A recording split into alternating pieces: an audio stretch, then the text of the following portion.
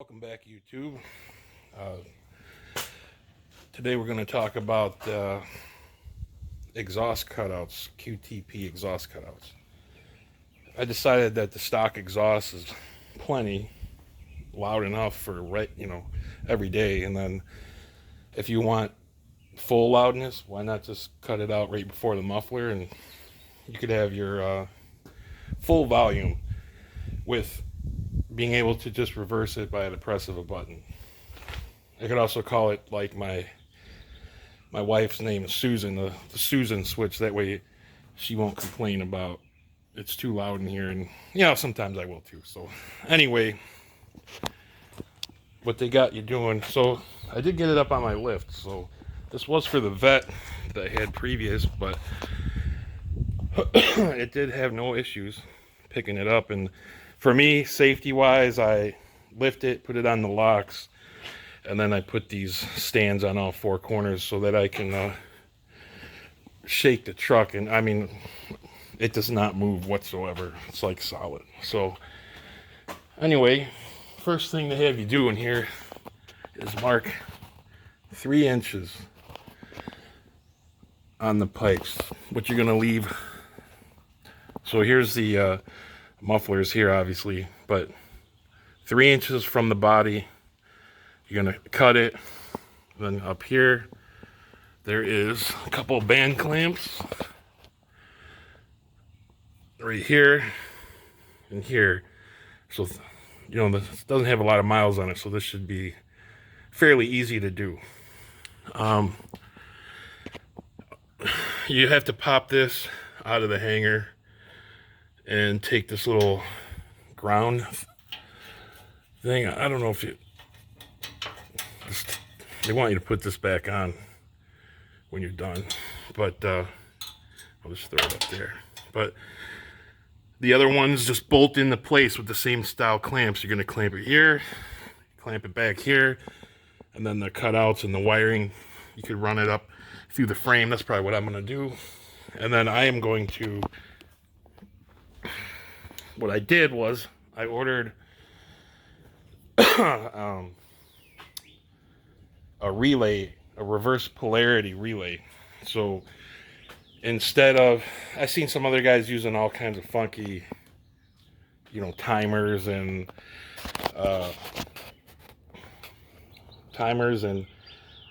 dual relays and wiring all over the place. This is going to be real easy. It's you run a negative and a positive to the relay, and then you have your in and out, which I'm going to have, say, aux 2 will be open, and I'll probably put like aux 5 is closed, so they're not right next to each other. That way you can't hit them at the same time. I think that's the best way to do it. I don't know what kind of protection it is, but I don't want to send power to both, So that being said, it's very simple. You just, hold it for, I think it says 4.5 seconds. It's all the way open. 4.5 seconds, all the way closed. I don't need to just tap it and it opens. I mean, I can hold the button. It's not a big deal. So that simplifies it. The only thing that could go wrong is your aux buttons in the actual truck. So I think that would be more reliable than using the remotes or whatever. The battery goes dead or the thing just doesn't work anymore. So this will be, in a sense, hardwired. So it's just gonna work or not work. You know what I mean? So if it's hooked up, it's gonna work. So that's coming later today. So, but this way I don't have to go in the cab either. I'm gonna run the power wires all the way up to the front to the aux wiring, and then just hook it up that way. But yeah, this should be a pretty good setup, I think. So, and we'll see if it does anything improved power wise. $11.99 is what I'd like to get out of this thing. And I'm not saying just from this, just from that and a couple other little things. So that being said, I'm gonna set some things up and I'll get back to you. All right, I got the pipes cut. It's humid as F out here, so I'm sweating my ass off. It's not even that hot. Anyway, so I got the pipes cut there. They just slid off. Let me see if I can back up. They slid off here, so I'm going to slide the new clamps here and the new clamps on those, and then I can slide the pieces in between, and then clamp it all up. And then I don't know if that's the hard part or what, but it's pretty close to being the hardest part of it. So all right, I got them in place here. Let's get down lower, but there it is. So what I did was I took a ruler and a level just to make sure about the drive shaft. So I ran it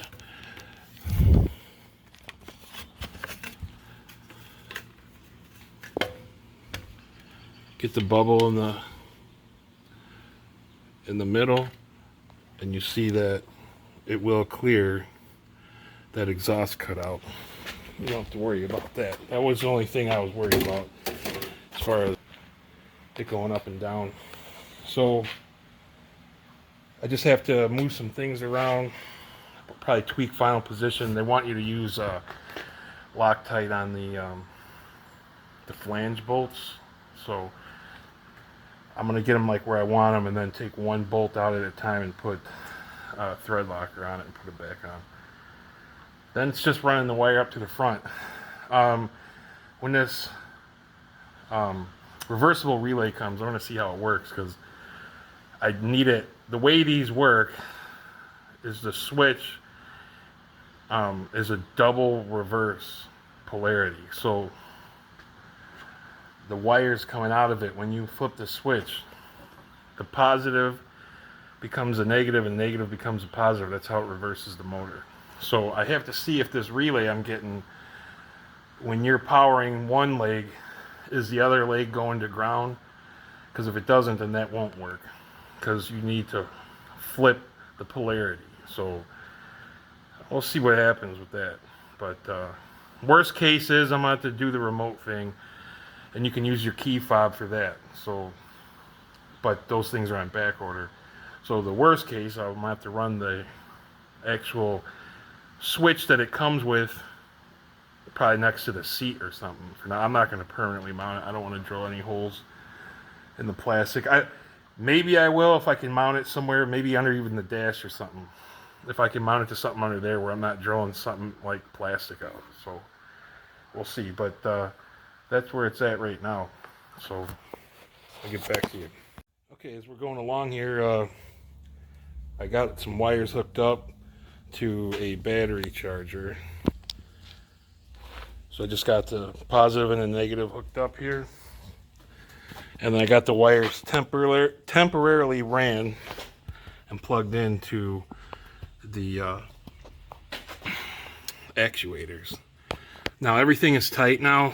I'm doing a test run to see if there's any binding like on the pipe, so that these valves get stuck or anything. Before I'm going to take one nut off at a time, put Loctite on it, and put it back on so that I don't disturb like where it's at. And as you can see, there's just enough clearance. It's not touching right here. And they give you some reflective tape to go over this for heat. I'm going to run these straight up, probably right over that, and then straight into the frame, like into one of the holes, and run it up to the front. So so to test it, like I said, I don't know which way is which yet, but you can tell when it's bottomed out because it won't move.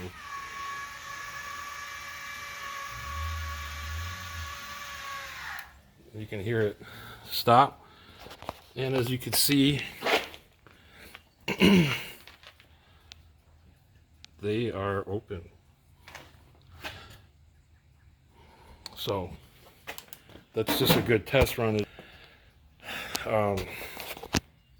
before you run tighten it up for good, because then you're going to be screwed. Well, not screwed, but you don't want to be doing it twice. So just flip the switch the other way.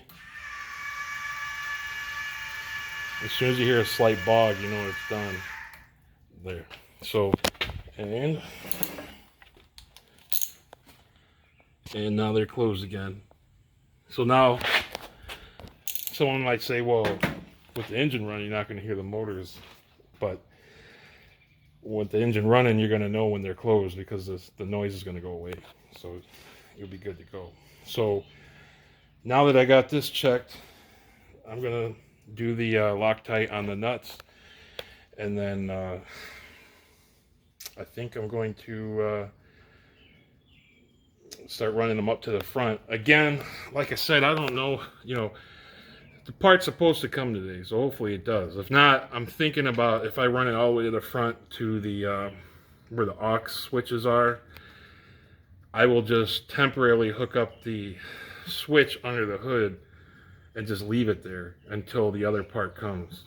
Because I really don't want to bring nothing in the car or in the truck if I don't have to. So, and it's not really that big of a deal if I had to pop the hood and open and close them until I get it.